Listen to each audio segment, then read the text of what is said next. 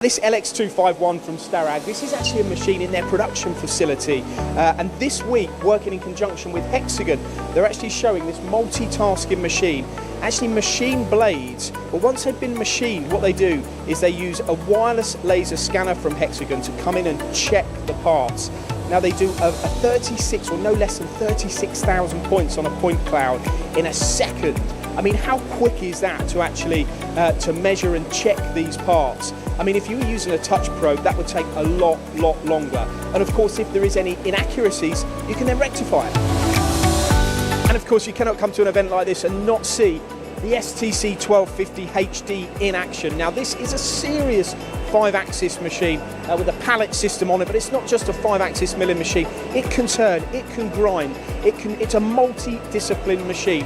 And if you like serious metal removal, then this one could be for you.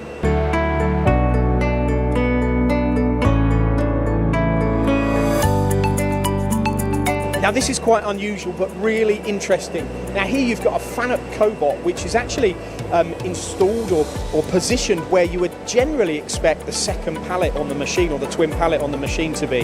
And then you've got here on the right hand side a stacking system. So what they've done is implemented a cobot into the production cycle, so it gives you much more flexibility.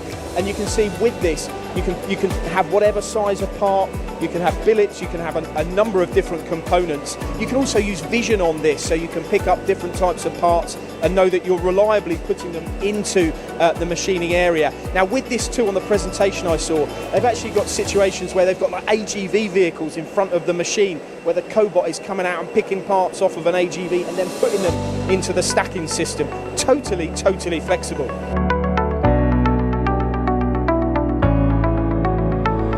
Behind me here, this is the LX021 from Starrag. Now this is actually machining very small blades, and part of the process with these small blades is actually to measure them in process too, for which they're using a Bloom touch probe. Now of course if you do that, it enables you to go back into the production cycle to ensure you get a quality part at the end.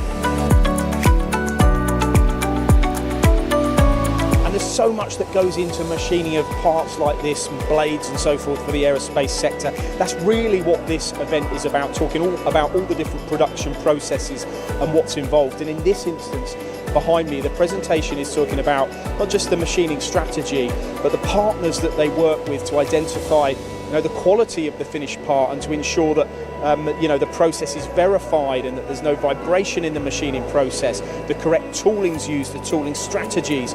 All of that complete ensures that you get the best quality product for the aerospace sector. And we talked about the ST1250 and how that's good at metal removal, but what about this bad boy, the EcoSpeed? This plows through aluminium and other materials thanks to the Z3 head. This is one of the most dynamic machine tools I've ever seen.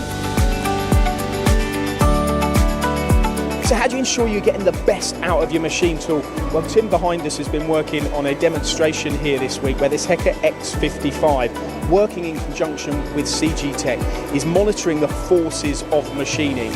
So when this machine is in action, which it's doing at the moment, it's machining a blisk, you can identify how much stress and strain either the spindle's under or the cutting tool's under, so you can slightly back off. And what that enables you to do is get better tool life, ensure that the machine also has a better life and there's less wear on the spindle, while still maintaining that element of reducing those cycle times and improving productivity.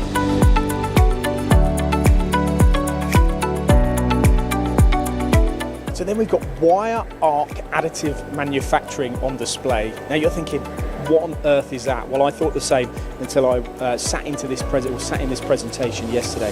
What you've got here is a blisk, and whereas normally what would happen is you would machine the whole thing out of a solid billet, for example, but now what they're doing is actually starting off with a smaller billet and actually welding the blades onto the outer diameter of the blisk. Now what that enables you to do is, obviously there's less machining, there's less roughing. All you've got to do is finish machine the blades and the other parts of the blisk. Now you can actually save up to 50% on the part by doing it in this way. And also when you're doing machining, there's also a reduction of about 30% in the machining time because you haven't got all of that metal removal. Just another one of those kind of innovations that you come here and you go, it just blows my mind.